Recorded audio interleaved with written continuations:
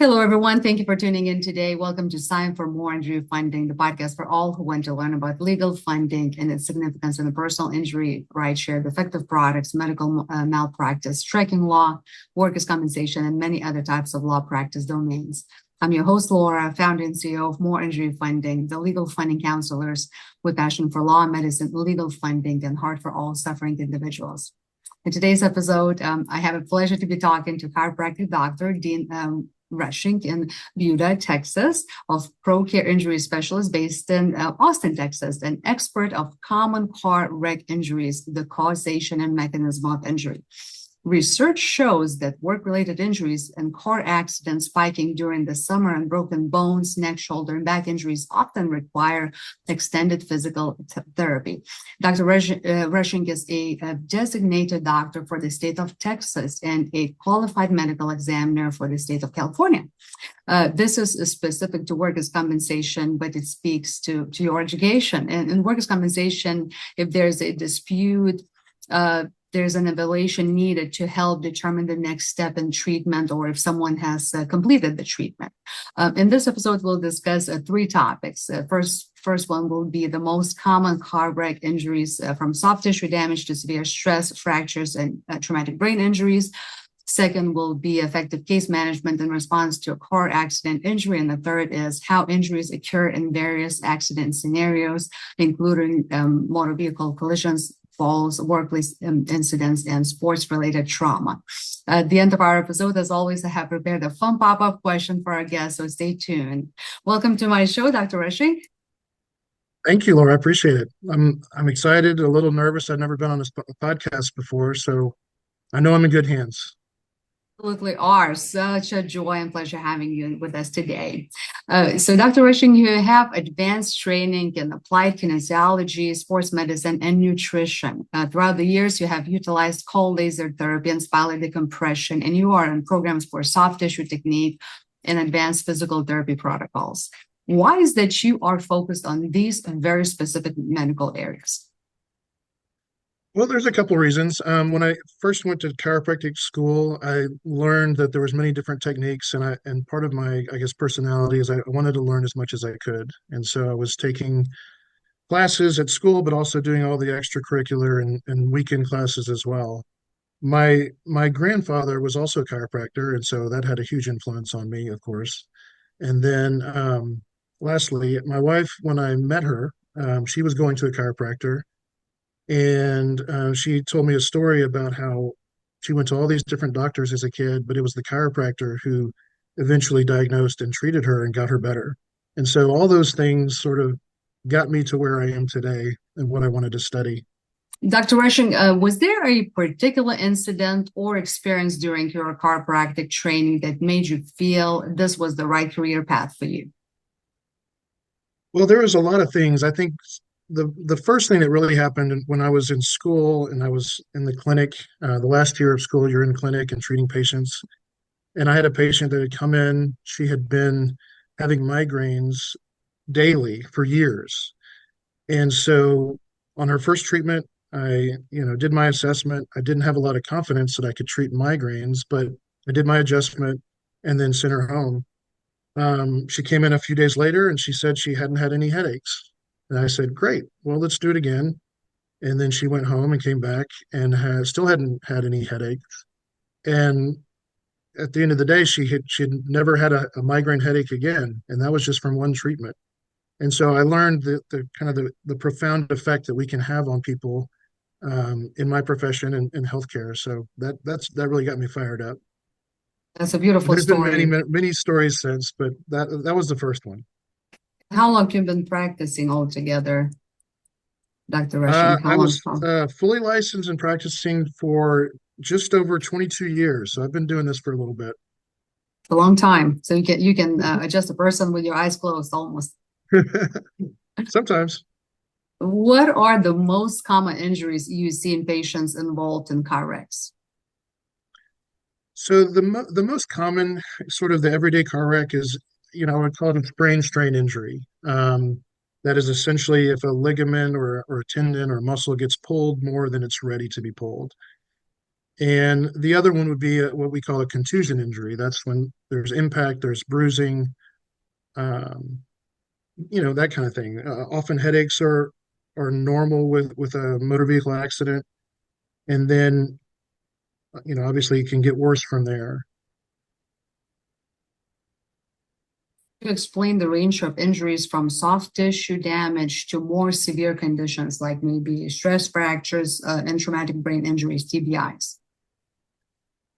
Sure. Yeah. So the most common is, like I said, the sprain strain. There's different grading in that, and so a grade one would be just like the tendon got pulled too much, but a grade three is the tendon is fully torn, and so obviously that requires a little more, and that can definitely happen depending on the type of accident that you have. I mentioned headaches. Traumatic brain injuries can also happen, which is obviously a little more severe. You'll see other symptoms, including dizziness and nausea and memory loss, and so that you have to be prepared when you see something like that. But it often, also contusion injuries can also become fractures, and so that's when you're talking about a major bone injury that can require surgery often. And so, yes, it varies from almost nothing to life-threatening. How do different factors such as car speed, impact angle, and maybe seat belt usage or anything else influence the types and severity of injuries in a car accident? Well, that's when we get to learn, I get to put on my investigator hat and determine, what is the mechanism of injury? What is the biomechanics of what happened? And so when a patient comes in, we'll talk about, what happened. Sometimes they're hit from behind, they can be hit from the side.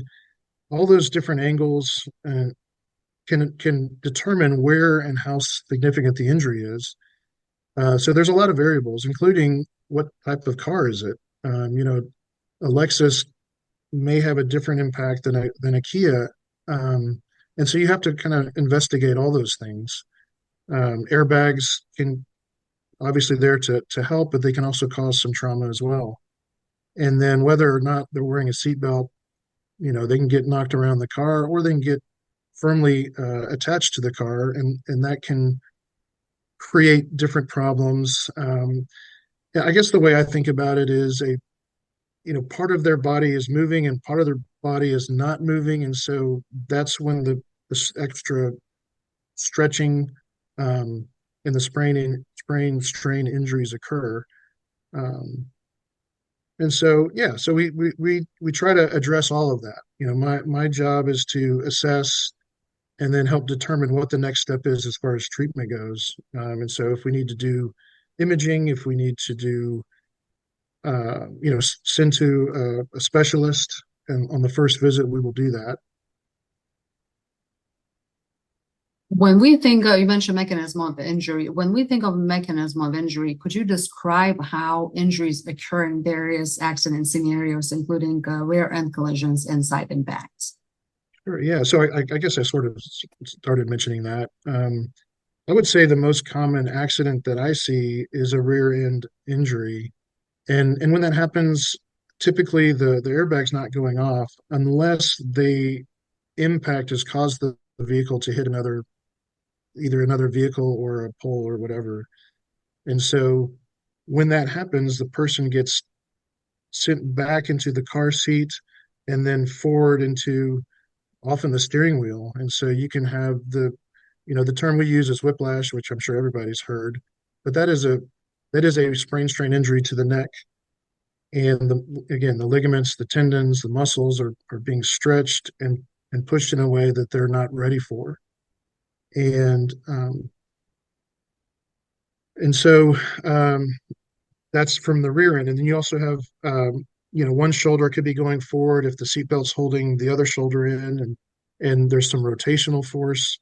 If someone is hit from the side, I guess you can think of it as a similar action, but this time their neck is going to the side rather than forward and back. And knowing those injuries and how the body is affected will help us determine what the best course of treatment is when we get into active rehab and also chiropractic. What are some of the most common surprising mechanisms of injury you've encountered in your car accident patients in your career? Well, there's been quite a few. The one I think about the most is one that actually happened to me. I was in a bad accident. It's been about 15 years, but I was, driving. The speed limit was 55. I was going about 55, and another vehicle just all of a sudden pulled in front of me, and there was nothing I can do. So I impacted them, and their car went spinning, mine stopped. And so when the dust settled and I could move, obviously I was hurting everywhere. But the thing that hurt it the worst on my body was my little finger on my left hand. Um, and the only thing I can figure is that the airbag caught my finger and bent it back, but it wasn't broken. But to this day, I still have little finger pain sometimes. So that reminds you of that accident for the rest of your life, and that's very common. It's not Oh just yeah, body that speaks to us, but our also mind. So anytime when we think of the part of the body that was injured, it's a bad memory that remains in the brain for many years to come, no unfortunately. question. In your experience, Dr. Rushing, what are the key components of effective case management for car accident injuries? Well, case management is a big one. That is something that we at ProCare take very seriously. I take seriously, and at the end of the day, my job is to get the patient better. But often in these cases, there's attorneys involved, and so there are things that can affect the attorney's case, and so we want to maintain the value of that case as we're getting the patient better. And so, as far as case management, I have a meeting every week to kind of look at every patient and make sure that we're doing everything we can. Um, and we follow in Texas, we follow the official disability guidelines. And so that is a standard of care for many states, but it basically determines, if you have a diagnosis, here's the proper treatment. And it could be physical medicine, it could be surgery, it could be many different things. And so I guess to simplify that, whenever someone comes in, as long as it's not an emergency situation, we always start with conservative care. And so as a chiropractor and in our offices, we do active rehab, um, we do chiropractic, and then, we start treatment. And so if the person is not progressing like we expect or like we want, then very soon we'll be ordered. If I haven't taken x-rays in the first visit, I'll start ordering advanced imaging because that's when we want to see, what's going on with the soft tissue. Are there things that might need a little more help? And that usually means including specialists as well. And so going back to the case management question, we want to make sure that as they're doing treatment, are we ordering the proper diagnostics? Are we doing the proper advanced imaging? And on top of that, are we sending to the proper specialists? And so we have pain management specialists, we have orthopedic specialists, we have neurologists, and and so we have good access to those specialists, and so that we can make sure the patient is getting exactly what they need in a timely manner. Because we also don't want to, keep doing therapy for 6 months and we're not getting anywhere. We want to accelerate and make sure that we're getting them the treatment they need in a timely fashion and trying to eliminate any potential hurdles along the way that would, not only affect their treatment but also their case. So we make sure they're compliant. They're coming in when they're supposed to come in. They're making their appointments with the specialists. Oh, and you mentioned something earlier about how these things stay with you. One of the side effects of these accidents is anxiety and post-traumatic stress, and so counseling is often a really big part of that. And so, you know, again, we want to manage everything. We want to make sure they're getting all the treatment we need or they need, sorry. And and then, once they're done with the conservative treatment, then it becomes a specialist. If they need surgery, sometimes we'll do post-surgical rehab as well. Um, that's a long So, answer to say that we take case management seriously. mhm. I love it. Yeah, I love long answers because our listeners, we have attorneys and we have regular people and we have doctors listening to our podcast. So I really appreciate this very thorough information. How do you approach the rehabilitation process for your patients recovering from car wreck injuries? Yeah, I touched on it a little bit. The first visit is just assessing. Often we're seeing people within the first couple of weeks of the accident. Sometimes it's longer than that, but ideally we're seeing them pretty quick. And going back to the guidelines, the standard of care is to start with conservative treatment. So we do physical therapy, we do chiropractic. You mentioned earlier also that I have experience with cold laser and spinal decompression. Those are some of the things we use as well to help with inflammatory conditions and disc herniations and anything that may show up. But it starts with the therapy, and I check in with the patient pretty much every visit and say, where are we at? How are we doing? And um, do we need to, is today the day we order the images? And then the patient is also in the first week of treatment, and often before they even see me, they're seeing our medical provider as well to manage medication. Sometimes they need, um, you know, maybe a Toradol injection to if it's very severe pain to help them kind of transition into therapy. You have Um, all of these specialists at your clinic, or is that something that you refer out to different locations? so we actually have most of pretty much all of these specialists in-house. We have pain management is full time, and we have orthopedics um, from spine to upper extremity to lower extremity. We have an ankle and foot specialist, and then we also have in-house counseling. So the anxiety, or we call it behavioral health. It's anxiety and post-traumatic stress that can happen.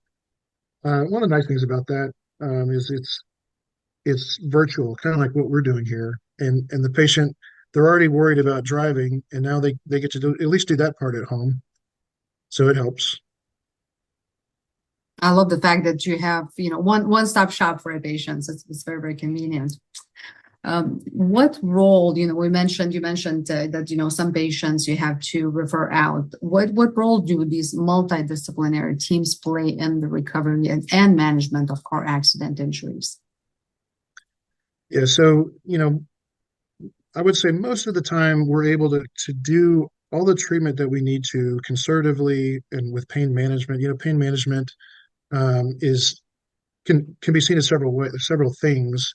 Of course, they manage medication if needed, but really, in my mind, it's to determine if someone is a candidate to do like an epidural injection or shoulder wherever inject steroid injections to help with unresolved inflammation. Um, and so we all work together. If someone, well, actually, if someone has to have surgery, that's a specialist going in and repairing a torn rotator cuff or having to repair a disc herniation that is impinging on a nerve from the accident.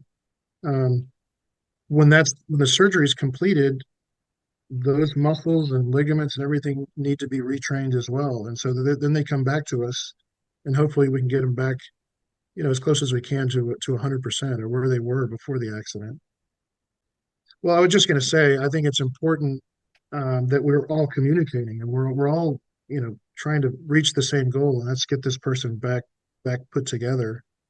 And I think, my role is to help figure out, well, do the conservative treatment, but also to figure out who else do they need to see. And I haven't even mentioned neurology. I mean, we actually have two neurologists, one who specializes more in headaches and the other who specializes in traumatic brain injury. And so we're in the process of developing specific programs for the TBI, so we can do even more in-house. Very interesting. I would love to hear about those soon. So whenever you have them ready in whatever format, please share them with me. I would love to. Um, How do you stay informed about the latest advancements and progress in injury care and treatment methods related to car accidents? Well, I mentioned the guidelines, the official disability guidelines is, the standard of care and I say the state of Texas. I guess what I mean is it's the standard of care in workers' comp, and so it's accepted by multiple states, and so they're often updating what those treatment protocols need to be. And so I utilize that as my role as a designated doctor for the state, but also in the treatment protocols and programs that we're doing in-house. There's also a lot of evidence-based research. I also look at the PubMed that has all the medical research that's easy to access, and you can type in anything and you've got 1,000 articles you can go through. Um, and the specialists who we talk with have their research and their opinions, and so I listen to them as well. And I'm sure you have Texas chiropractic organizations like we do in Georgia. We have, I can't tell you right now from the top of my head, but there's a Georgia Chiropractors Association, which combines them, brings together all Yes. different chiropractors from all the state. I'm sure you have that as well. Yep.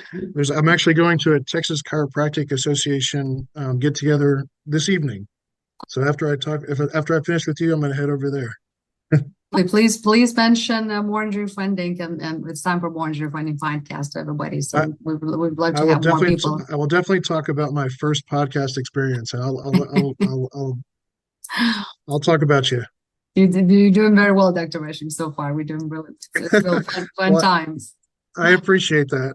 I was told I have the face for radio and the voice for silent film, so I don't know. Hopefully, people aren't turning me off.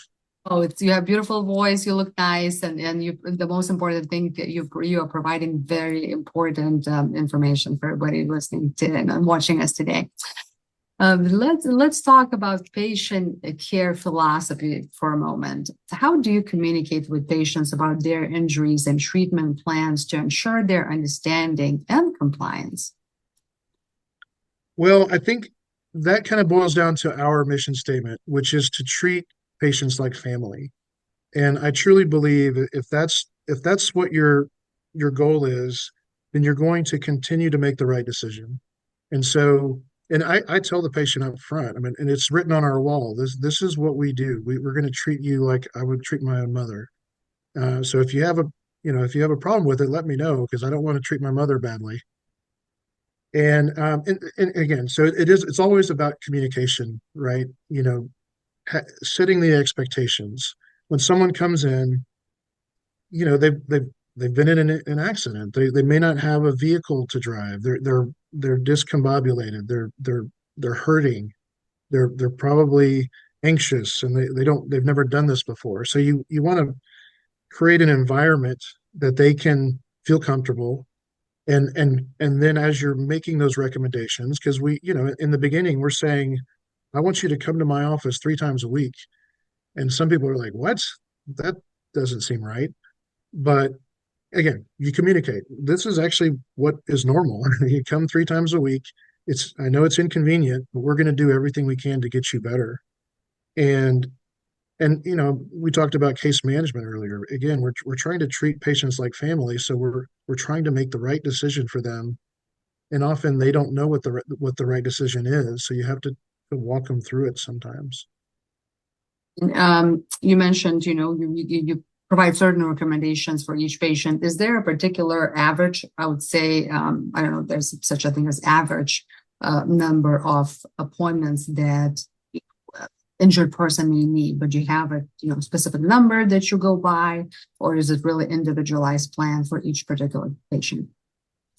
It depends. I mean, with the standard sprain strain injury, I go back to the official disability guidelines. We're doing active rehab, so there are recommendations for that, and that can range from 10 to 20, depending on the diagnoses. And that's another reason, we try to order any sort of advanced imaging, pretty quick. so we can figure out how long is this going to take? What are the expectations? And if you're not getting better, what do we do about it? And so when someone has come in and we're just doing active rehab and chiropractic and they're not getting better, well, then we need to figure out what's going on. And so we order the advanced imaging, that's usually an MRI. And then we can say, oh, you actually have a disc herniation that is affecting these nerves. Well, we have these tables, spinal decompression tables. Let's start doing that and see, and that can hopefully get us to the next step.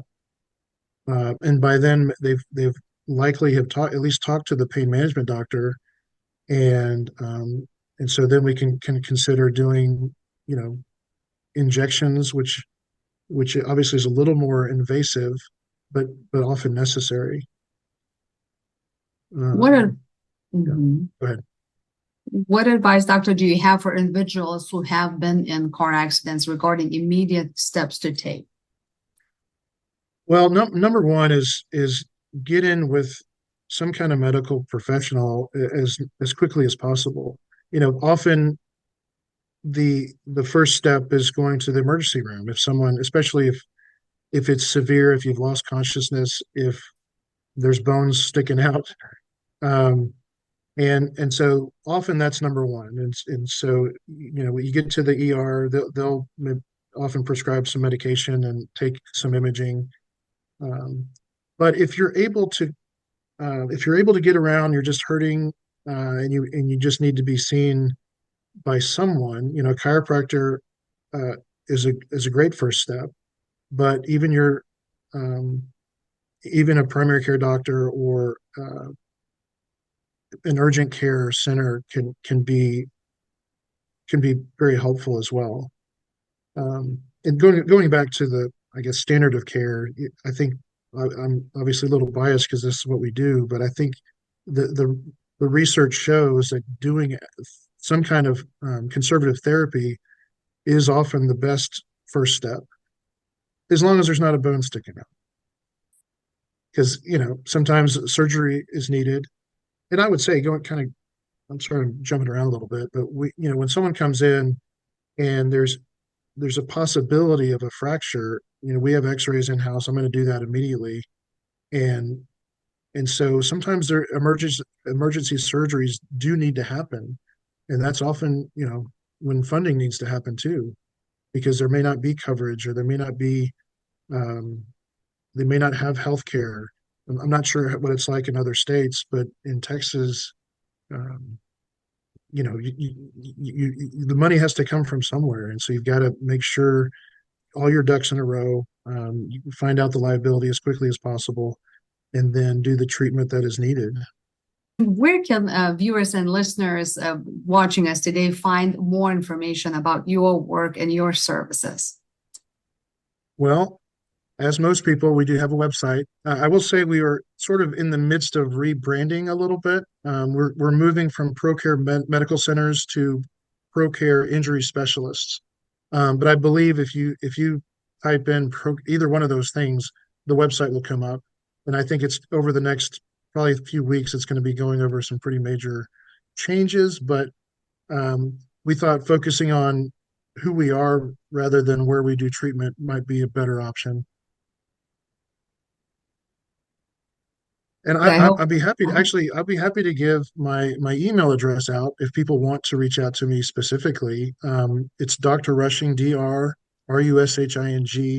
at procaremedcenter.com. I'm happy. I'm an open book, so if anyone has questions about any of this treatment protocols and case management or whatever, I'm happy to help. Mhm. And are you on any social media platforms like LinkedIn, Instagram, Facebook? Yes, I'm in those things, LinkedIn and ProCare. We have multiple offices, and it's a bigger company, so we have more social media presence than I personally do, but I'm involved in it a little bit. Okay, okay.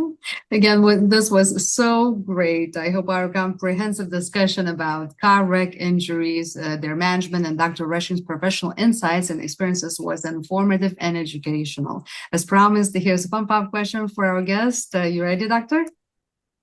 I hope so. Okay. In your opinion, what's one misconception people often have about your profession? Um, that's a good question. I think I would say the main thing is I don't think people realize the education that that we have to go through to become a chiropractor. I've heard people say, is it a weekend seminar, things like that.